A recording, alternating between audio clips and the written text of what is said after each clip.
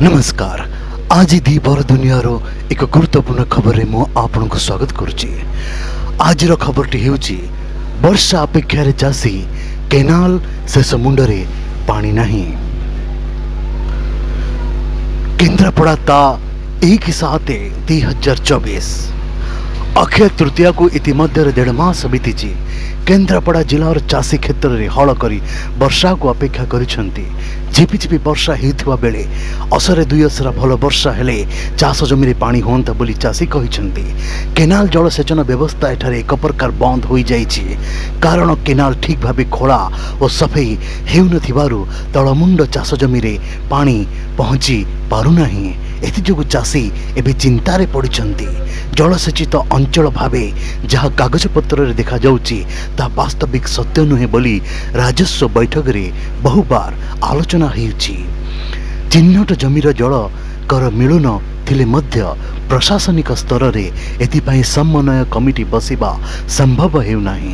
कृषि अर्थनीति भित्तिक एही जिलार जलसेचन व्यवस्था को सुदृढ़ करने को दाबी होइअछि।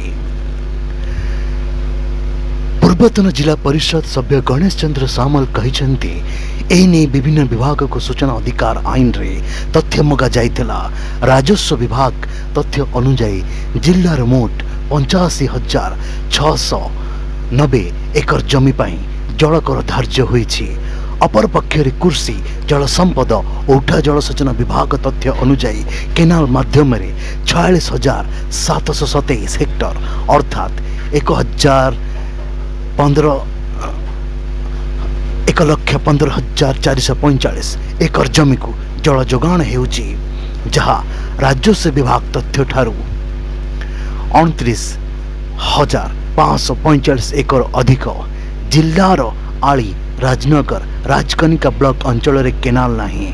डेराबिस तहसील अंचल रे कृषि विभाग 26,690 एकर जमी रे पानी मारुथवा दर्शाई जाइथिबा बेले राजस्व विभाग पक्षरु 24,231 एकर जमी पाई कर धार्य होइछि।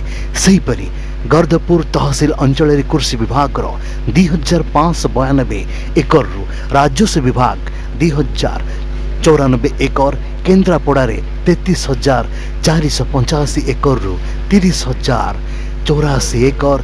मार्साघाई रे 11,030 एकर रु 8,050 एकर। महाकालपड़ा रे 7,430 एकर रु 5,419 एकर और पटामुंडई तहसील अंचल रे 27,326 एकर रु 16,087 एकर जमी रे जलकर पाई लक्ष्य धार्य होइछि।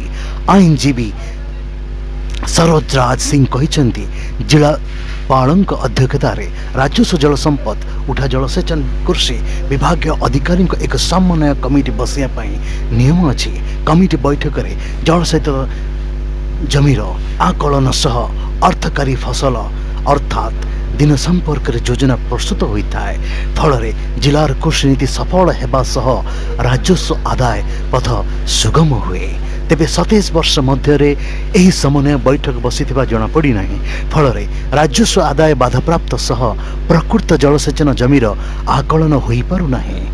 यह व्यतीत प्रति वर्ष जनसंख्या वृद्धि पाउथिबारु जलसेचित चाष जमी को घरबारी किस्म को परिवर्तन करा जाउछि। एही किस्म परिवर्तन जिला पाई एक समस्या आनीछि। प्राय 1,000 रु अधिक चाष जमीर किस्म परिवर्तन पाए तहसील गुड़िक आवेदन पत्र पड़ी रही। बुद्धिजीवी चित्तरंजन दास कहिसेंती पूर्व बीजेडी शासनाधीन राज्य सरकार प्रति ब्लॉक अंचल रे चाष जमी मध्यरु अन्ननय 35% को जलसेचन पाई घोषणा करथिले। तेबे जिलार 25 वर्ष मध्य गोटी इंच केनाल खोला जाई नहीं। जिलार बहु केनाल पोती होई पड़िथिबारु खेल पड़िया परिणत होइछि। उन्नतीकरण नाम अर्थ व्यय होतिले मध्य केनाल रो शेष मुंडरे पानी पहुंची पारुना। एहीपरि केनाल निकटस्थ जमी जलसेचित न हेबारु जलकर न देबा पाई चाषी आंदोलन करुछंती।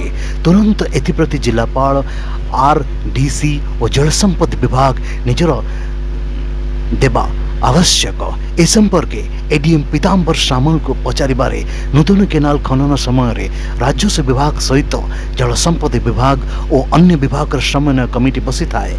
एथिरे जलसेचन योग्य क्षेत्रफल हिसाब को निया जाई थाए। जिले में जलकर आय देउथिबा जमीर पुनः समीक्षा हेले राजस्व बढ़िबा सहित कृषि नीति सफल हेबो बोली कहिसंती।